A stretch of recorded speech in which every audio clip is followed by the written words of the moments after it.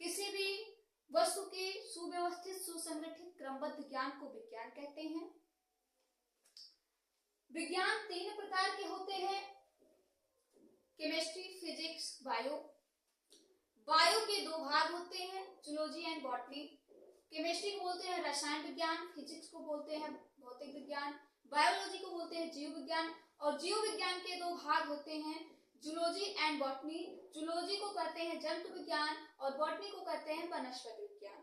तो जंतु विज्ञान सबसे पहले आपका रसायन विज्ञान है। रसायन विज्ञान की खोज किसने की थी? लेवाइजियर ने की थी। भौतिक विज्ञान की खोज किसने की थी? तो सर्वप्रथम गैलीलियो ने की थी। उसके पश्चात कई लोगों ने की, आइंस्टीन ने की, अल्बर्ट आइंस्टीन वर्तमान टाइम पे हैं।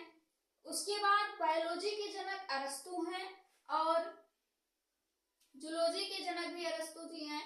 वनस्पति के जनक थियोफ्रेस्टस हैं। इतनी बात पीछे की क्लास में डिस्कस हो चुकी थी। बात केमिस्ट्री की भी हुई थी। केमिस्ट्री की खोज किसने की? लेवाइजियर ने की। क्योंकि वहां पे दहन के लिए ऑक्सीजन की आवश्यकता होती थी। बिना ऑक्सीजन के दहन की क्रिया नहीं हो सकती थी और दहन की क्रिया में ऑक्सीजन ही निकलता था। इस तरीके से वहां पे बात हो चुकी थी। लेकिन रसायन विज्ञान के भारतीय जनक कौन है? डॉक्टर पीसी राय। इस तरीके से केमिस्ट्री में भी पहला चैप्टर हम पढ़ रहे हैं हमारे आसपास के पदार्थ, और हमारे आसपास के पदार्थ में हमने मैटर को पढ़ लिया, पदार्थ को पढ़ लिया। पदार्थ किसे कहते हैं? जिसमें आयतन होता है, आकार होता है, जिसका भार होता है, जिसमें वो पदार्थ कहलाता है। पदार्थ कितने प्रकार के होते हैं? पदार्थ 2 प्रकार के होते हैं, एक भौतिक के आधार पर, दूसरा रसायन के आधार पर। भौतिक के आधार पर 5 प्रकार के होते हैं, जिसमें से 3 प्रकार से हम पढ़ चुके हैं, ठोस, द्रव, गैस हम पढ़ चुके हैं। आज बारी है प्लाज्मा की और आज हम प्लाज्मा पढ़ेंगे। प्लाज्मा किसे कहते हैं? तो आइए हम जानते हैं कि प्लाज्मा क्या है। प्लाज्मा यह पदार्थ की चौथी अवस्था होती है। इसमें उच्चतम ताप पर परमाणु आयनित होकर गैसीय अवस्था में आ जाते हैं। कल इतनी बात हुई थी, कल प्लाज्मा के बारे में थोड़ी सी जानकारी हुई थी। क्या जानकारी हुई थी? कि प्लाज्मा यह पदार्थ की चौथी अवस्था होती है। आप यहाँ देख रहे हो, प्लाज्मा जो है पदार्थ की चौथी अवस्था है। इसमें उच्च ताप पर परमाणु आयनित होते हैं, अर्थात इसमें क्या होता है? उच्च ताप का मतलब कि इधर को जा रहा है, अर्थात क्रिया कर रहा है। जब उच्च ताप पर क्रिया हो रही है तो क्या हो रहा है? परमाणु आयनित होकर, परमाणु आयनित होकर मतलब अलग अलग होकर के आपस में कॉम्बिनेशन बना के अलग होकर गैसीय की अवस्था के रूप में आ जाते हैं। अर्थात गैसीय रूप में क्या करते हैं? वो वाष्प के रूप में बहने लगते हैं। इस प्रकार से प्लाज्मा के बारे में आपको जानकारी मिली। यह पदार्थ की चौथी अवस्था होती है। इसमें उच्च ताप पर परमाणु आयनित होकर गैसीय अवस्था में आ जाते हैं। अगला पदार्थ प्लाज्मा के बारे में आप क्या जानोगे? फ्लोरोसेंट ट्यूब और नियॉन बल्ब में प्लाज्मा होता है। फ्लोरोसेंट ट्यूब क्या होती है? आप जानते होंगे, एरोप्लेन, हवाई जहाज कितने लोग जानते हैं? सब जानते हो ना। हवाई जहाज का जो टायर होता है, जो ट्यूब होता है, उसमें भी प्लाज्मा पाया जाता है। और नियॉन बल्ब, जो बल्ब आपके यहाँ जलती है, उसमें भी प्लाज्मा मिलता है। नियॉन बल्ब के अंदर नियॉन गैस होती है और फ्लोरोसेंट ट्यूब के अंदर हीलियम गैस या अन्य गैस से भरी होती है। जो भी हवाई जहाज के जो टायर होते हैं, ट्यूब होते हैं, उसमें जो हवा होती है वो कौन सी गैस होती है? वो हीलियम गैस होती है, या उसके अलावा भी कोई दूसरी गैस हो सकती है। तो आप क्या जान पाए कि फ्लोरोसेंट ट्यूब और नियॉन बल्ब में प्लाज्मा होता है और फ्लोरोसेंट ट्यूब में हीलियम या अन्य गैस भरी जाती है और नियॉन बल्ब में नियॉन गैस का उपयोग किया जाता है। इस तरीके से प्लाज्मा में एक पॉइंट ये हो गया। दूसरा पॉइंट ये हो गया। अगला क्या है? इसमें कण अति ऊर्जावान तथा उज्ज्वलित होते हैं। सबसे प्लाज्मा में कण कैसे होते हैं? ऊर्जावान होते हैं। जैसे आपके अंदर क्या होता है? भोजन करने से पहले आप कैसे होते हो? एकदम सुस्त अवस्था में होते हो।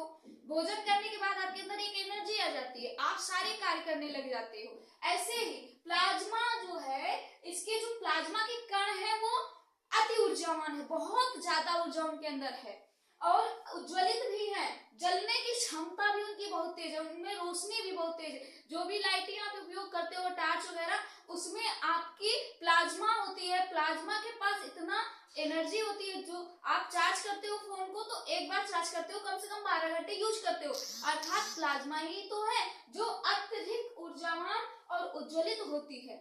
फोन की स्क्रीन हमेशा जलती ही तो रहती है बेटा, और फोन की स्क्रीन जब जलती रहती है तो आप जान सकते हो कि जब जलने वाला चीज एक साथ 12 घंटे चल रहा है तो कितना ज्यादा ऊर्जावान होगा, उसके अंदर कितनी ज्यादा ऊर्जा होगी। और सूर्य तथा तारों में ईंधन, सूर्य में भी प्लाज्मा उपस्थित है, तारों में भी प्लाज्मा उपस्थित है। सूर्य भी आपको चमकता हुआ दिखाई देता है, आपका सूर्य अगर ढक भी जाए बादल से तब भी आपको उजाले दिखाई देते हैं, आपको दिन दिखता है, रात नहीं होती है तुरंत। इसके कहने का मतलब है कि सूर्य में प्लाज्मा और ईंधन होती है। ईंधन का मतलब होता है जो उसके स्रोत होते हैं। तो सूर्य में भी प्लाज्मा होती है और तारों में भी प्लाज्मा होती है। आप रात में तारे टिमटिमाते हुए जब देखते हो तारों को, तब आपको अच्छा लगता है चमकता हुआ तारा।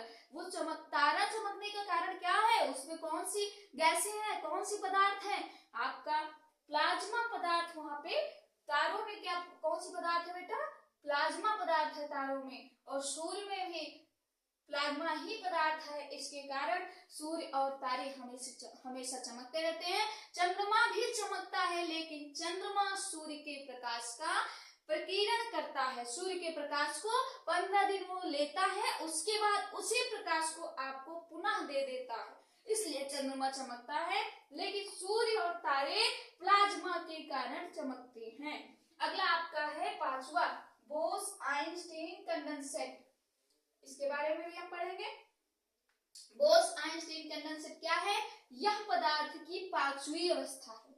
यह पदार्थ की पांचवी अवस्था है, और इसको बताया किसने, सत्येंद्र नाथ बोस ने बताया, जिसके कारण इसका नाम बोस-आइंस्टीन कंडेंसेट रखा गया है। आप देखते हो कि यह पदार्थ की पांचवी अवस्था है। यह पदार्थ की अवस्था परम ताप के निकट पाया जाता है। पदार्थ की अवस्था में परम ताप के निकट पाया जाता है, अर्थात ताप जितना अधिक होगा उतना उसके अधिक पास उतना ही निकट होगा बोस-आइंस्टीन कंडेंसेट। अगला आप जानते हो, सन 1920 में भारतीय भौतिक वैज्ञानिक सत्येंद्र नाथ बोस ने पदार्थ की पांचवी अवस्था की गणना की। उन गणनाओं के आधार पर अल्बर्ट आइंस्टीन ने पदार्थ की एक नई अवस्था की भविष्यवाणी की, जिसे बोस-आइंस्टीन कंडेंसेट और शॉर्ट फॉर्म में बीईसी कहा गया। अर्थात सत्येंद्र नाथ बोस ने इसकी गणना की, जिसके कारण इसकी खोज की सत्येंद्र नाथ बोस ने, जो कि एक भारतीय भौतिक वैज्ञानिक थे, और अल्बर्ट आइंस्टीन ने इस पदार्थ की नई भविष्यवाणी की, जिसके कारण बोस और आइंस्टीन ने मिलकर इस पदार्थ का निर्माण किया, जिसके कारण इस पदार्थ का नाम हो गया बोस-आइंस्टीन कंडेंसेट। अगला, सन 2001 में अमेरिका के एरिक ए कार्नेल, वुल्फगैंग कैटरले, कार्ल ई वेमेन को